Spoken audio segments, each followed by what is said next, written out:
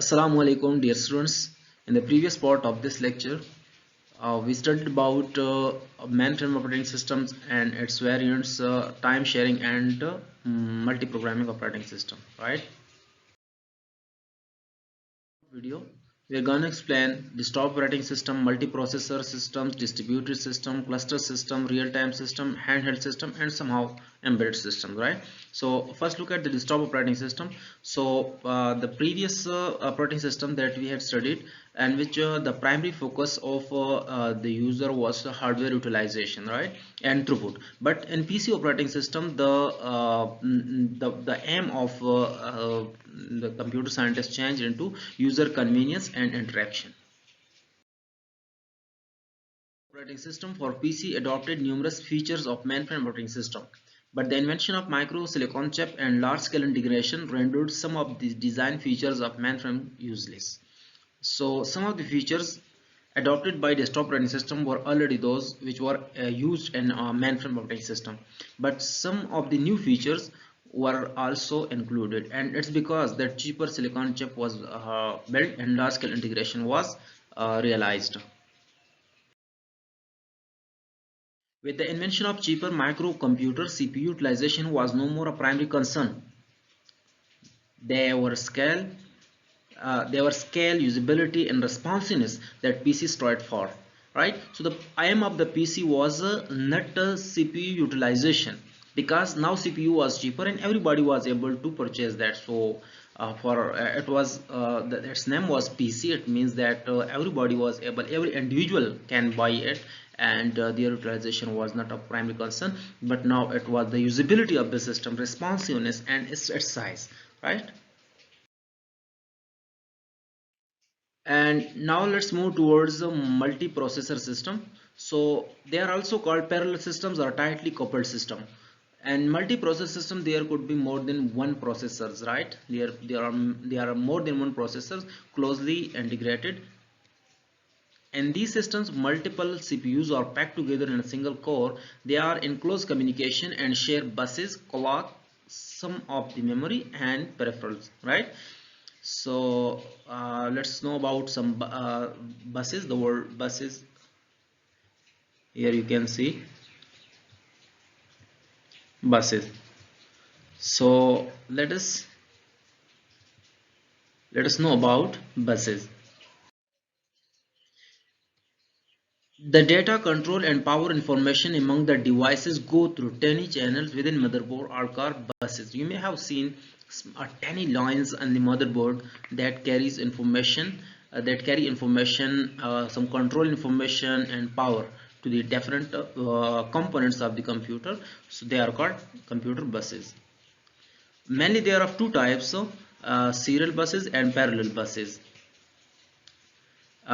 In parallel buses, there are four types for data, for address, or for address, for control, and for power. And for serial buses, all these information travel through a single line except the power, right? So there are three types in serial buses. One type is to carry data, address, and control information. The other is a special kind of control bus, and the third one is for power. Consider we have a RAM here, right?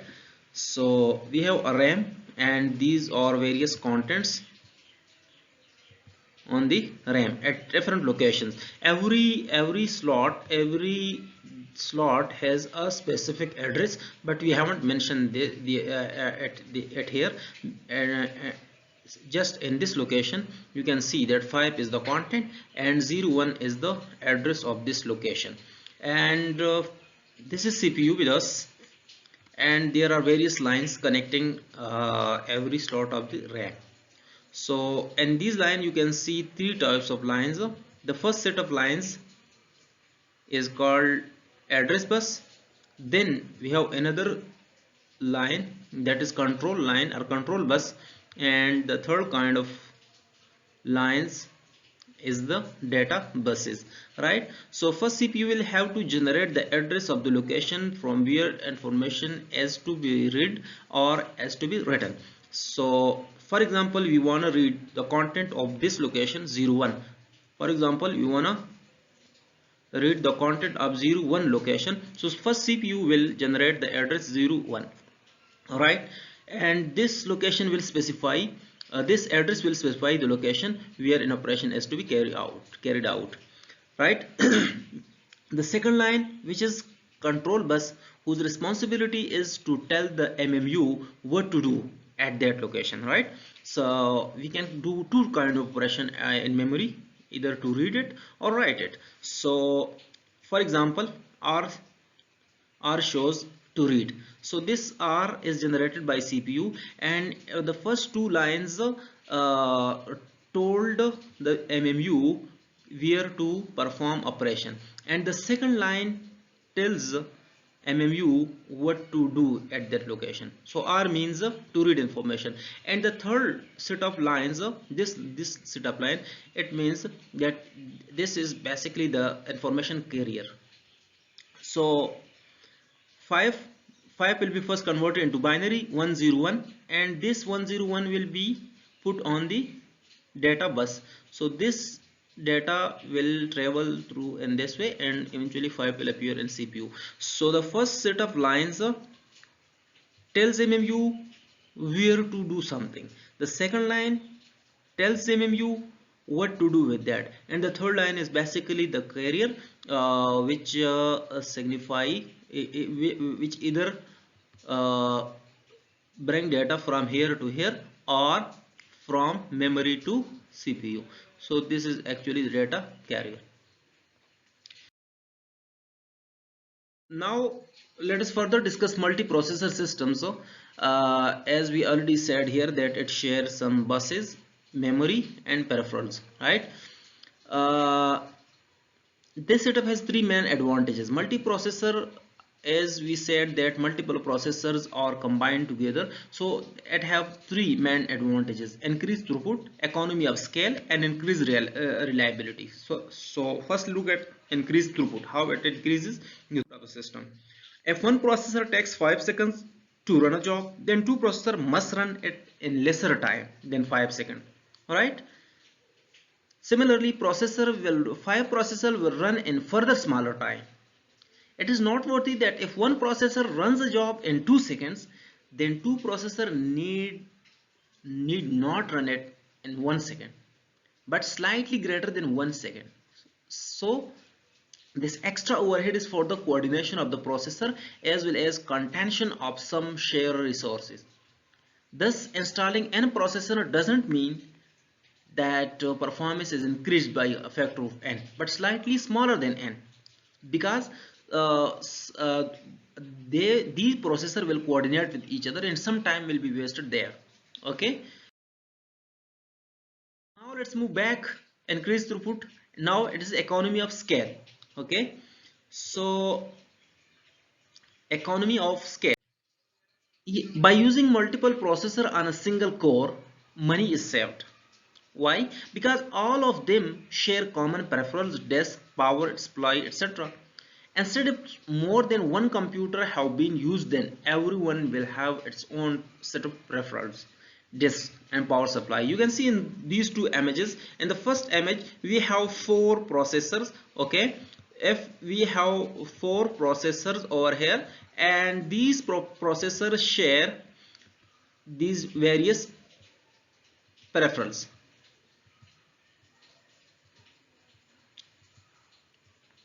So these peripherals are being shared by these four processors, so money is saved. Now consider another example. In contrast, you can see here that as a computer with its own peripherals, another computer with its own peripherals, a third computer with its own peripherals, and fourth computer with its own peripherals. So here the number of peripherals have been grown by order of 4. Okay, 4 n, and here only n. So in this way we have saved peripheral by order of 4.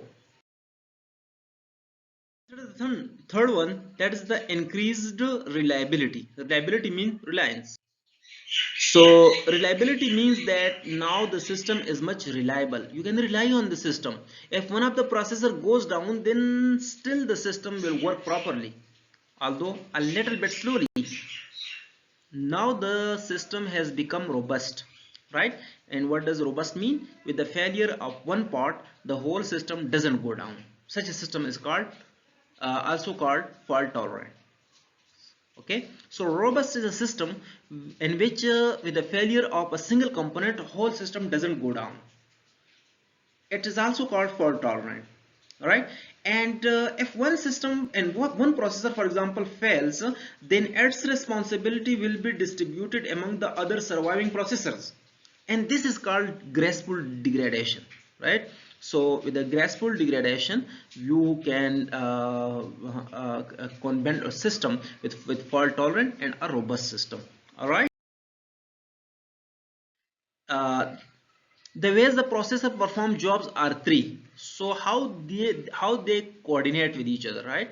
How these processors coordinate with each other, it depends on the situation, that what situation has been implemented in the multiprocessor system. So we have tandem system, we have symmetric processing, and we have asymmetric processing. So let's look at the tandem system first. It was the most traditional one.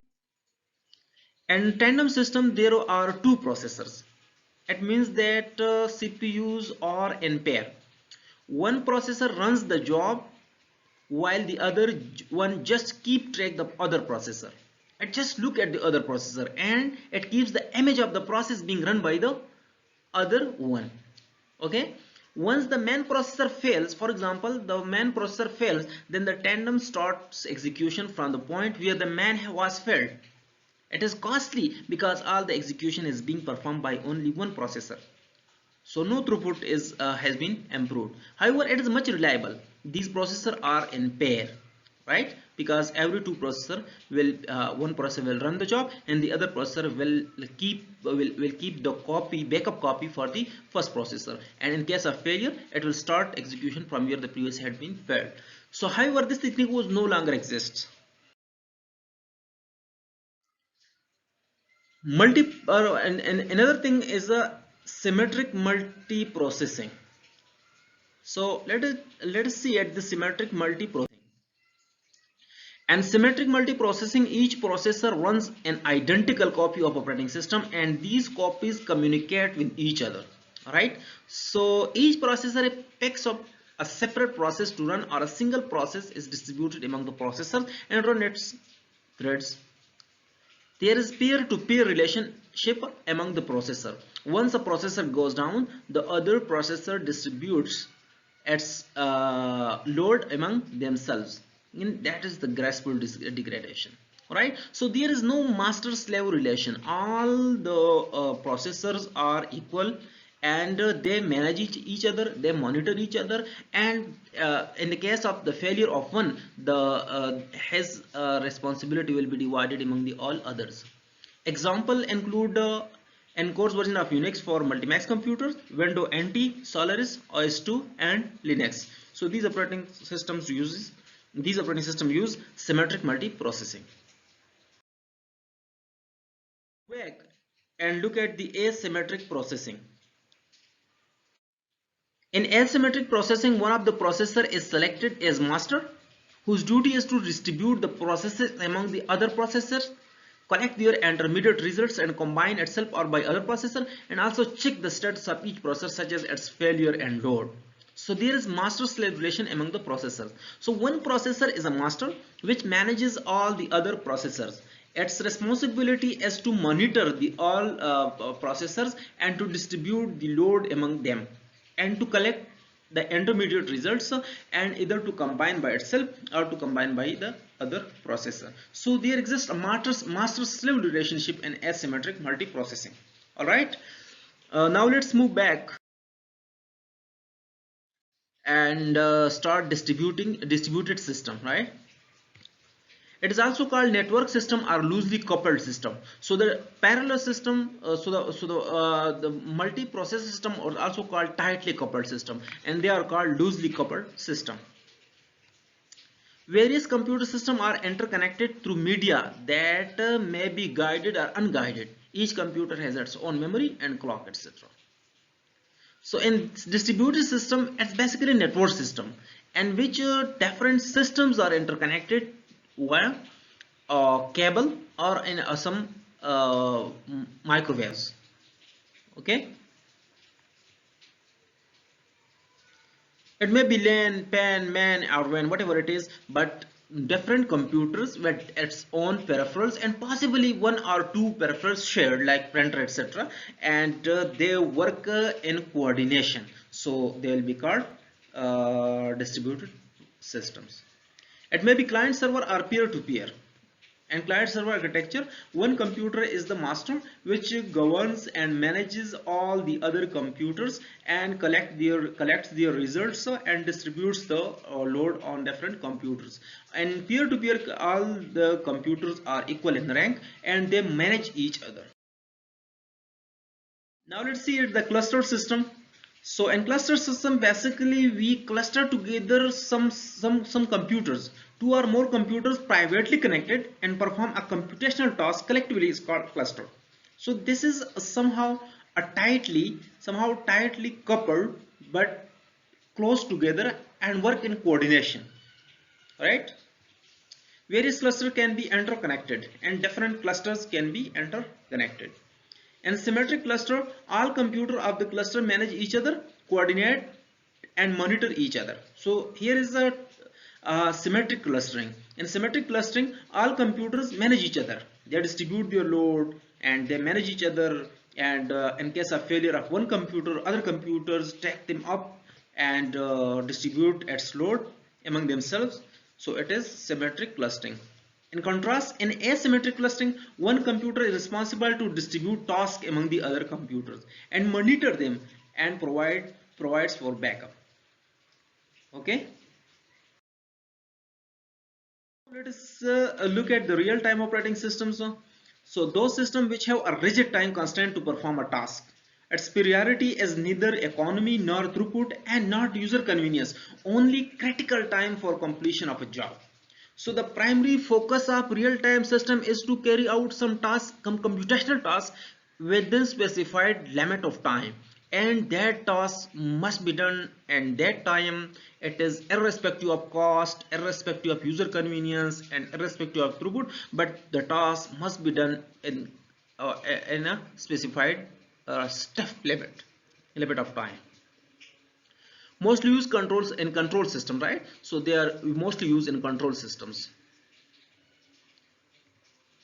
If there is zero tolerance on timely performing of a task, then it is called hard real time. Every job enters the system is of critical priority. Alright, so there are two type of real-time system. One is called a hard real-time and another is called soft real-time. So in hard real-time, every job enters the system is of critical priority and there is zero tolerance upon their completion in the given time frame. They must be completed in the given time frame. If there is flexibility in performing time of the job, then it is called soft real time. Some jobs are very critical while other are not that much critical, and there is flexibility in some of the jobs. But in the hard real time, there was no flexibility in context of time, but in the soft real time you have some flexibility, in execution time. Finally, let's see handheld system. The operating system primarily designed for operating small, portable and limited features devices are called handheld systems. So for portability and a device with limited features can be called as handheld system, although they have now been extended and they are now supporting web and cloud computing, etc. But the primary aim of handheld system was to control the small systems, right? They have small memory. In context of memory, primary focus is given on the usability of the system and the battery life of the device. All right. they have slow processor and can continue through a web so securely and performance is हाँ अच्छा ये है कि these systems are basically uh, originally they were built for small system, but later on they were improved and they now can communicate with web. So security is and performance, security and battery performance basically is a great issue in handheld systems. Finally, embedded system. So besides the aforementioned types, another one which is more frequently used today is embedded system. As its name implies, it is embedded in some mechanical or electric device to automate some feature. Microwave oven, street light, fridge, AC, auto car, etc. And these the operating system used is called embedded system. Okay. So thank you so much, guys. This is the end of the lecture 2. Inshallah, in next class we'll start processes and its explanation. Thank you so much. Allah Hafiz.